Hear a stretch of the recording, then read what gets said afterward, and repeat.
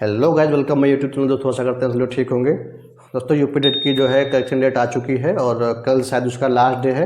तो जिन बच्चों का फॉर्म गलत हो गया है वो अपना कल तक फॉर्म सही कर लें, नहीं तो उनका फॉर्म जो है रिजेक्ट हो जाएगा। तो ये वीडियो उन बच्चों के लिए है जिन्होंने अभी तक यूपी डेट की तैयारी शुरू तक नहीं की है, जिन्होंने अभी तक सिलेबस तक नहीं देखा है, उन बच्चों के लिए वीडियो है। तो आप लोग परेशान नहीं होना है, तो उनके लिए ये वीडियो बहुत ही ज़्यादा यूजफुल होने वाला है। सबसे पहले क्या करना है, आपको स्टेप बाय स्टेप लिखते जाना है। जो मैं रणनीति बताऊंगा, अगर उसके हिसाब से अगर आप चले तो आपके 100 प्लस नंबर आराम से आ जाएंगे।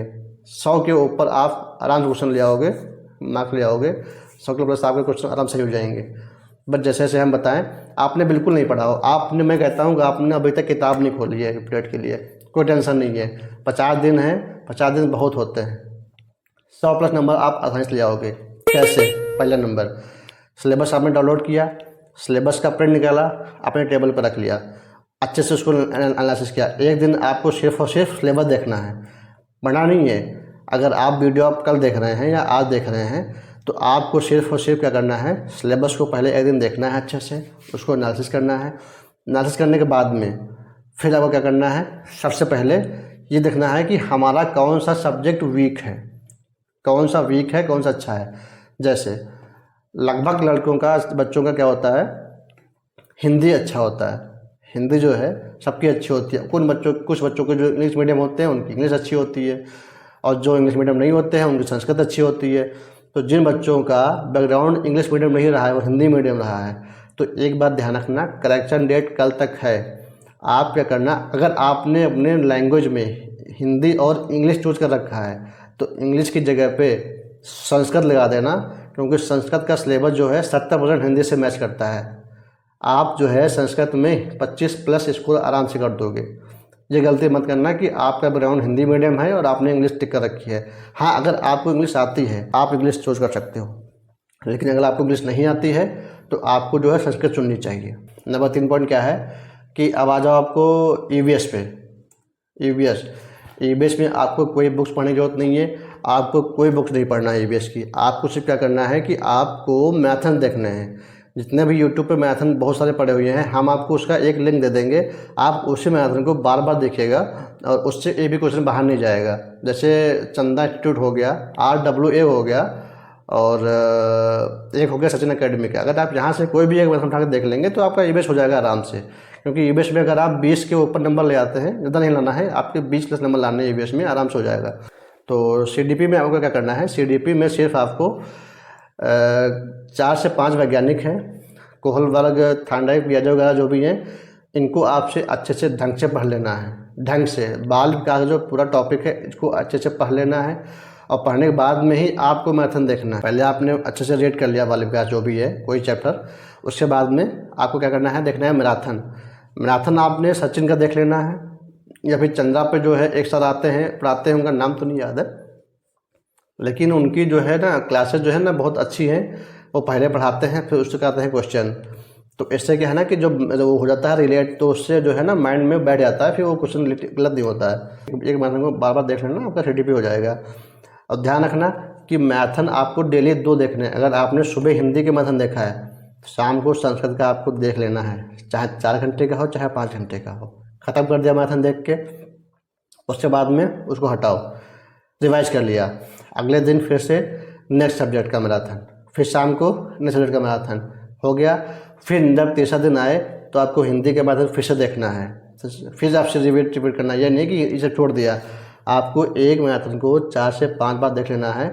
15 दिन में आपको सभी मैराथन के 5 सब्जेक्ट होते हैं, 5 सब्जेक्ट के अगर आप एक मैराथन को 3 दिन तक देखेंगे और दिन में 2-2 बार देखेंगे, तो मुझे नहीं लगता है कि आप जो है एक भी क्वेश्चन गलत करके आएंगे। हिंदी में आप 30 में 30 कर लेंगे, संस्कृत में आप 25 के ऊपर कर लेंगे, मैथ में आप 25 प्लस कर लेंगे। जिन लड़कियों का मैथ कमज़ोर है वो 20 के ऊपर आराम से कर लेंगे, क्योंकि मैथ आसान आता है। ईवीएस है, ईवीएस सब्जेक्ट है रखने वाला, उसको आप मैथन देख लेंगे तो 20 प्लस आपका ईवीएस हो जाएगा आराम से। रही बात CDP की, CDP स्कोरिंग सब्जेक्ट है, 25 प्लस आप आराम से कर सकते हैं, क्योंकि आप BTC कर रहे हैं, आप CDP पढ़ रहे हैं, तो आपका 25 प्लस आराम से हो जाएगा। अगर आप 30 हिंदी में ले आते हैं और 25 CDP में ले आते हैं और 25 संस्कृत में ले आते हैं, तो आपका 80 क्वेश्चन तो ऐसे ही सही हो गया। बचा कितना? 20 और सब्जेक्ट कितने बचे? 2। अगर आपने ईवीएस और मैथ में 20-20 क्वेश्चन कर लिए 20 क्वेश्चन, ठीक है, तो भी आपका 120 नंबर बनना है। आपको उतना जाना ही नहीं है। आप 30 क्यों गिनेंगे, आप हिंदी को गिनो 20, हिंदी में 20, लगभग 25 तो कर ही लोगे, 25 प्लस, लेकिन 20 गिनते हैं। अगर आपने 20 सभी सब्जेक्ट में कर लिया ना, फिर भी आपके 100 क्वेश्चन बन जाएंगे आराम से। तो परेशान बिल्कुल नहीं होना है। 50 दिन का समय है और 50 दिन का समय बहुत ज़्यादा होता है। मेरे साथ बने रहना। हम आज आपको ये वीडियो दे रहे हैं, कल भी एक वीडियो बनाएंगे।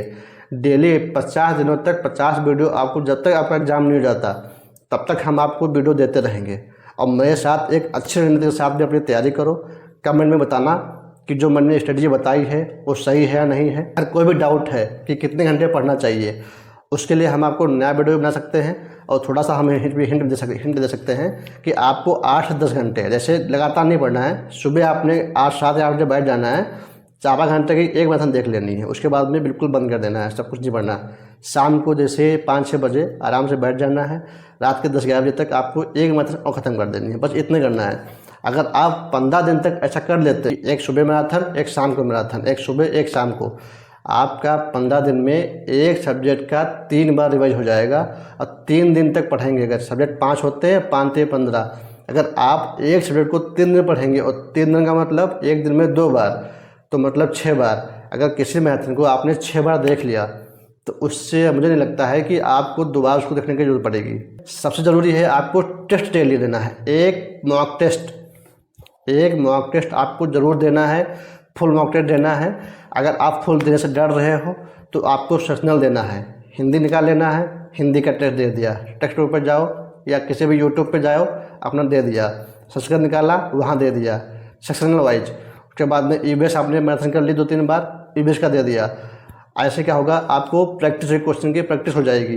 अगर आपने क्वेश्चन की प्रैक्टिस नहीं की तो आप एग्ज़ाम हॉल में क्वेश्चन कर ही नहीं पाएंगे। आपको आता होगा लेकिन आपको क्वेश्चन समझने की आपके अंदर प्रैक्टिस नहीं होगी तो आप क्वेश्चन नहीं कर पाओगे।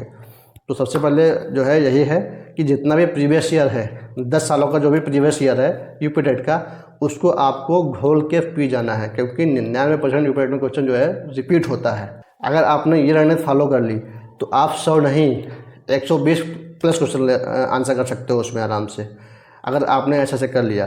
समझ गए हो? तो 50 दिन का समय है, अच्छे से करिए। जो बच्चे फ्रेशर हैं, उन्होंने भी तैयारी नहीं शुरू की है, मेरे साथ साथ तैयारी करो। हम आपको डेली एक वीडियो देंगे, मोटिवेट करेंगे। आप मेरे साथ साथ धीरे धीरे तैयारी करो। जो भी डाउट हो कमेंट में बताओ, हम आपको उसका सलूशन देंगे। जितना हो सकेगा हम उतना आपकी हेल्प करेंगे। और जो बच्चे हमारे चैनल पर नए हैं वो चैनल को सब्सक्राइब करें, और बाकी वीडियो अगर पसंद आए तो लाइक करें, शेयर करें, कमेंट करें। जय हिंद।